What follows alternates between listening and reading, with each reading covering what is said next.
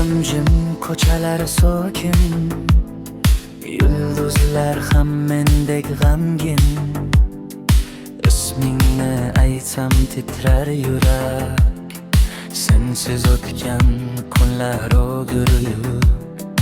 Ko'zlarim yo'lga tikilgan hamon, balki qaytarsan deya bir zamon.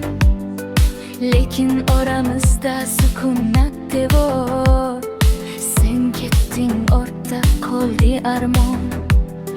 Sevgi deganim shu ekanmi? Bir yurak so'na, bir esa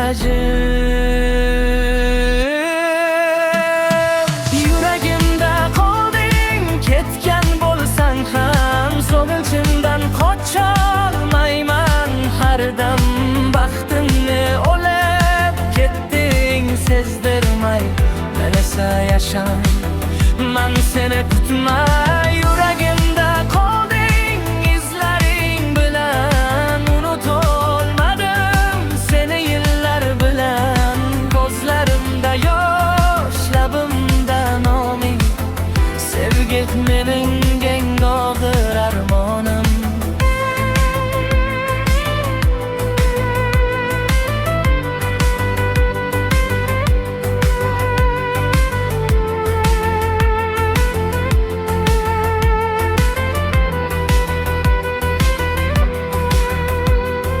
Rasmlaring qolgan qo'lim orasida, kulging jaranglaydi xotiram ichra.